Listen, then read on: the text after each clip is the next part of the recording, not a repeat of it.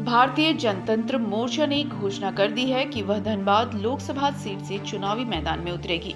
एक press conference में कहा कि पार्टी यहां से प्रत्याशी मैदान में उतारेगी। उन्होंने कहा कि पार्टी अगले 24 घंटे में प्रत्याशियों की घोषणा कर देगी। सरयू राय ने कहा कि उन्होंने कांग्रेस प्रत्याशी अनुपमा सिंह को समर्थन नहीं दिया है। सरयू राय ने कहा कि अनुपमा सिंह उनसे मिलने जरूर आई थी, लेकिन उन्होंने व्यक्तिगत आशीर्वाद दिया था जो एक बेटी और बहू को दिया जाता है। सरयू राय ने केंद्र की बीजेपी पर जमकर प्रहार किया और कहा कि भाजपा के प्रदेश महामंत्री ने चुनाव आयोग में जो एफिडेविट दिया है उसके अनुसार भाजपा प्रत्याशी ढुलू महतो पर अभी 19 मामले लंबित हैं और केवल 2 मामलों में ही सजा हुई है, जबकि वर्ष 2022 में धनबाद के एसपी ने झारखंड उच्च न्यायालय में एक रिपोर्ट दी थी जिसके अनुसार भाजपा प्रत्याशी ढुलू महतो पर इससे कहीं ज्यादा मामले लंबित हैं। साथ ही उन्होंने 4 मामलों में सजा हुई है। उन्होंने कहा कि लंबित मामलों में कई संगीन धाराएं वाले भी हैं, जिसमें 5 से 10 वर्ष तक की सजा हो सकती है। पार्टी की माने तो सरयू राय खुद धनबाद लोकसभा सीट से चुनाव लड़ सकते हैं। वह फिलहाल जमशेदपुर पश्चिमी सीट से विधायक है। यह सीट उन्होंने तत्कालीन मुख्यमंत्री रघुवर दास को हराकर जीती थी। अगर सरयू राय धनबाद लोकसभा सीट से चुनाव लड़ते हैं तो बीजेपी और कांग्रेस दोनों के लिए परेशानी हो सकती है। सरयू राय ने हाल में बीजेपी प्रत्याशी ढुलू महतो के ऊपर हमलावर दिखे थे। वह लगातार उन पर हुए केसों पर निशाना साधते हुए नजर आ रहे हैं। की जो नैतिकता जो आदर्श थे वो खत्म हो गए और मतलब से लोगों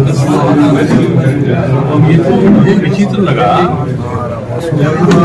चुनाव आयोग को मैं समझ के साथ इनके ऊपर जो 19 मुकदमे पेंडिंग है और मैंने कराया तो उसमें तो आगे से ज्यादा मुकदमे हैं जिनसे इनको 5 से 10 साल की सजा मिल जाएगी। तो मैं आज से ध्यान सोच सकता हूँ कि स्पीडी ट्रायल होना चाहिए, जल्दी ट्रायल हो जाए। और मुझे लगता है कि भाजपा के नेताओं को ये समझदारी नहीं है कि जो 5 से 10 साल तक की सजा वाले मुकदमे हैं, सजा हो गई तो क्या वो फिर से धनबाद को मध्यावधि चुनाव क्यों ले जाना चाहते हैं, क्या करना चाहते हैं? ये बात भारतीय जनता पार्टी को सोचनी चाहिए।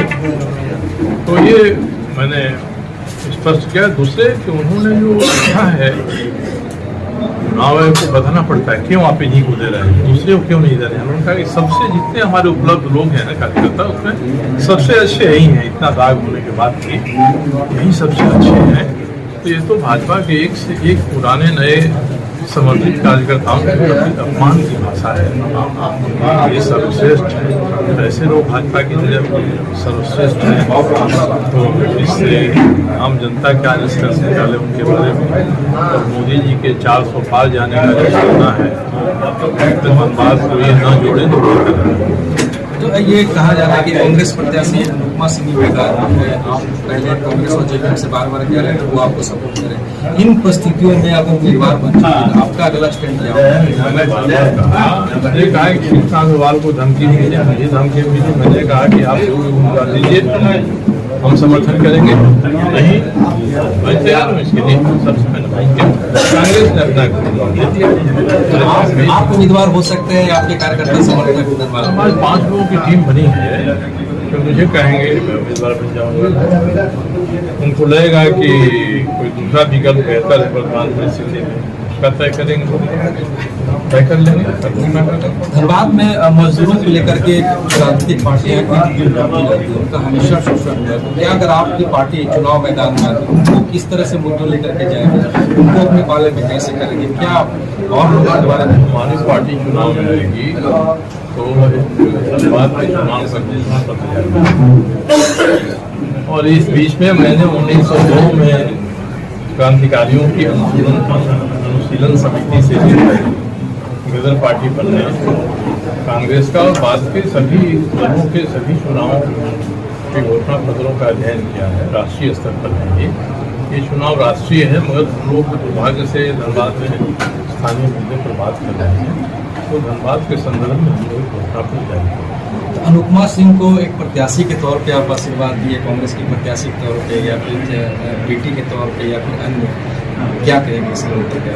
उनको यही आश्वस्त किया कि बेटी बहू के नाते तो उनका आशीर्वाद प्रेम से ये हमेशा ही है। तो जहाँ तक धनबाद के उम्मीदवार के रूप में समझा हमारे साथ ही बैठे विचार करेंगे क्या करना चाहिए, इसके बाद के अनुसार ही मैं अपना समय। अच्छा, एक सवाल हटके है, आप टुल्लू महतो पर ऊपर हमला है, उनके ऊपर कई गंभीर आरोप लगे। एक आरोप जेएमएम के बड़े नेता है अमितेश शाह पे भी लगा है, कोयला स्कूटर से ढोए हैं, बाइक से ढोए हैं, जीएसटी चोरी किए हैं, एक पूर्व मंत्री कांग्रेस के रहे, उनके बेटे को भी गिरफ्तारी। देखा है क्या इस तरह के मुद्दे भी आपके चुनावी दौरे पे निकलेंगे? ऐसे मुद्दों में कोई व्यक्ति हमारा सामना करने के लिए आ गया है, जरूर हम विमर्श करेंगे। धनबाद के बाद इतने अधिक मुद्दे हैं जो समसामयिक होते हैं, प्रासंगिक होते हैं, नहीं तो फिर तो कोर्ट की और कानून की कोई जरूरत ही नहीं है।